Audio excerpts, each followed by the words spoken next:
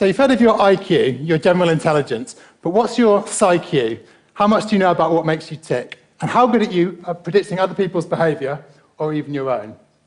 And how much of what you think you know about psychology is wrong? So let's find out by counting down the top 10 myths of psychology. So you've probably heard it said that when it comes to their psychology, it's almost as if men are from Mars and women are from Venus. But how different are men and women really? So to find out, let's start by looking at something on which men and women really do differ and plotting some psychological gender differences on the same scale. So one thing men and women do really differ on is how far they can throw a ball. So if we look at the data for men here, we see what is called a normal distribution curve. A few men can throw a ball really far, a few men not far at all, but most are kind of average distance. And women show the same distribution as well, but actually there's quite a big difference. In fact, the average man can throw a ball further than about 98% of all women. So now let's look at what some psychological gender differences look like on the same standardized scale. So any psychologist will tell you that men are better at spatial awareness than women, so things like map reading, for example. And it's true, but let's have a look at the size of this difference. It's tiny. The lines are so close together they almost overlap. In fact, the average woman is better than 33% of all men. And of course, if that was 50%, then the two genders would be exactly equal. And it's worth bearing in mind that this difference, and the next one I'm going to show you, are pretty much the biggest psychological gender differences ever discovered in psychology. So here's the next one. Any psychologist will tell you that women are better with language and grammar than men. So here's performance on the standardized grammar test. There go the women, there go the men. Again, yes, women are better on average, but the lines are so close that 33% of men are better than the average woman. And again, if it was 50%, that would represent complete gender equality. So it's not really a case of Mars and Venus, it's more a case of, if anything, Mars and Snickers. Basically the same, but, one's maybe slightly nuttier than the other. I won't say which. Right, now we've got you warmed up, let's psychoanalyze you using the famous Rorschach ink blot test. So you can probably see two bears or two people or something, but what do you think they're doing? Put your hand up if you think they're saying hello. Not many people, okay. Put your hands up if you think they're high-fiving. Okay, what if you think they're fighting? Only a few people there. Okay, so if you think they're saying hello or high-fiving, then that means you're a friendly person. If you think they're fighting, that means you're a bit more of a nasty, aggressive person. Are you a lover or a fighter, basically? Okay, what about this one? This isn't really a voting one, so on three, everyone shout out what you see. 1, 2, 3. I heard hamster. Who said hamster? That was very worrying. The guy there said hamster. Okay, well, you should see some kind of two-legged animal here and then the mirror image of them there. If you didn't, then this means that you have difficulty processing complex situations where there's a lot going on. Except, of course, it doesn't mean that at all. Rorschach ink blot tests have basically no validity when it comes to diagnosing people's personality and are not used by modern-day psychologists. In fact, one recent study found that when you do try to diagnose people's personality using Rorschach ink blot tests, schizophrenia was diagnosed in about 1/6 of apparently perfectly normal participants. So if you didn't do that well on this, maybe you're not a very visual type of person. So let's do another quick quiz to find out. When making a cake, do you prefer to, so hands up for each one again, do you prefer to use a recipe book with pictures? Yeah, a few people. Have a friend talk you through? Or have a go making it up as you go along?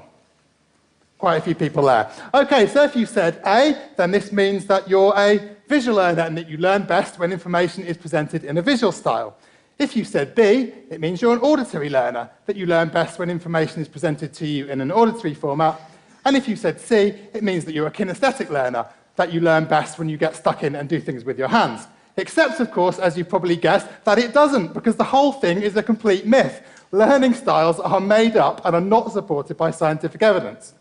So we know this because in tightly controlled experimental studies, when learners are given material to learn either in their preferred style or an opposite style, it makes no difference at all to the amount of information that they retain. And if you think about it for just a second, it's just obvious that this has to be true. It's obvious that the best presentation format depends not on you, but on what you're trying to learn. Could you learn to drive a car, for example, just by listening to someone telling you what to do with no kinesthetic experience?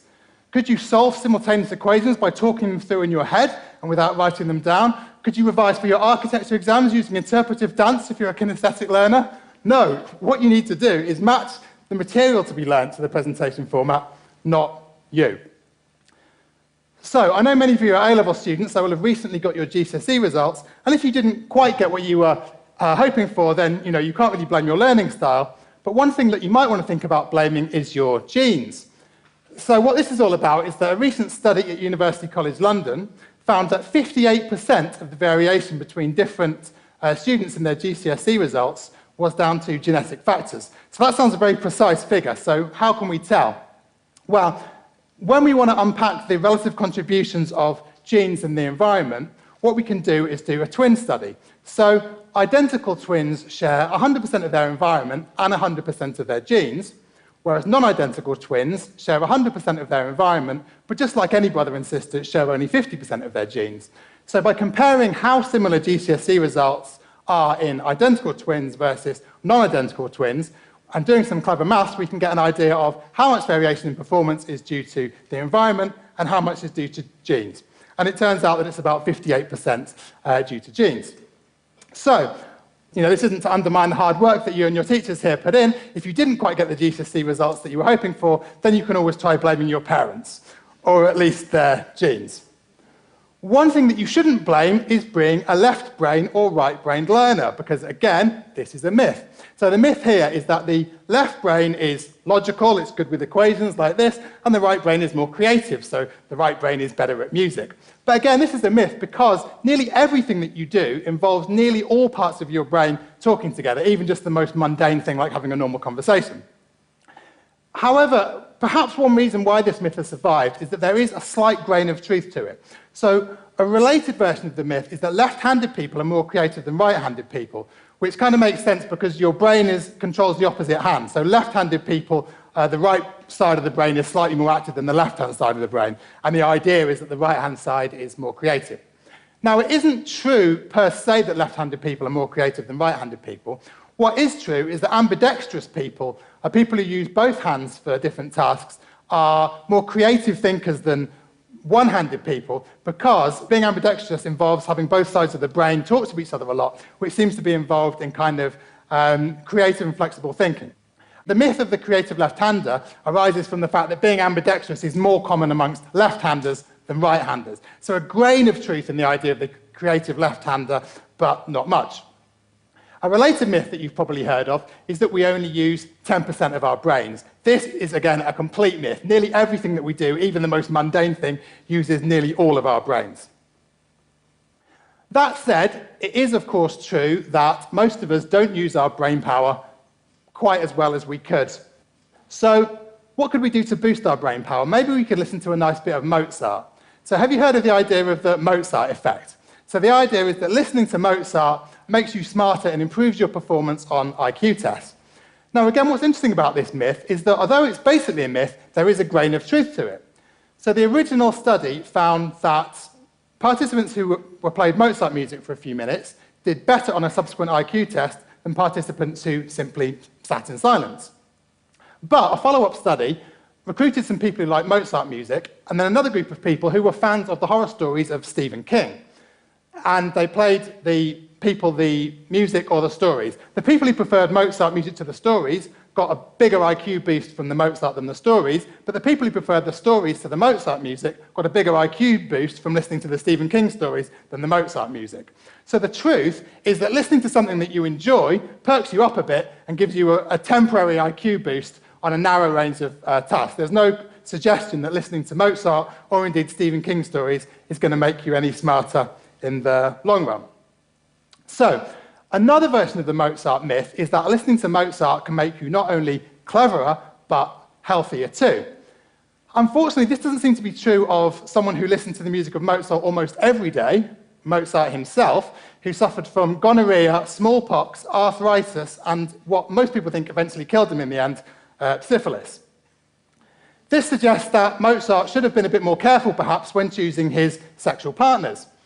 But how do we choose a partner? So a myth that I have to say is, sometimes spread a bit by sociologists, is that our preferences in a romantic partner are a product of our culture, that they're very culturally specific. But in fact, the data don't back this up. So a famous study surveyed people from 32 different cultures across the globe, from Americans to Zulus, on what they look for in a partner.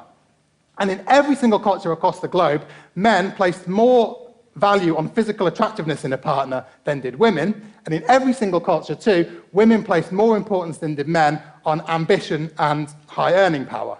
In every culture too, men preferred women who were younger than themselves, an average of, I think it was 2.66 years.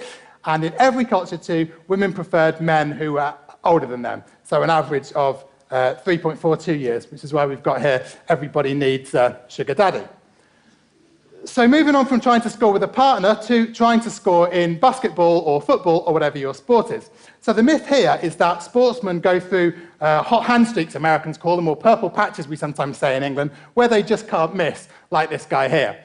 But in fact, what happens is that if you analyse the pattern of hits and misses statistically, it turns out that it's nearly always at random. Your brain creates patterns from the randomness. So if you toss a coin, a streak of heads or tails is going to come out somewhere in the randomness, and because the brain likes to see patterns where there are none, we look at these streaks and attribute meaning to them and say, yeah, he's really on form today, whereas actually you would get the same pattern if you were just getting hits and misses at random.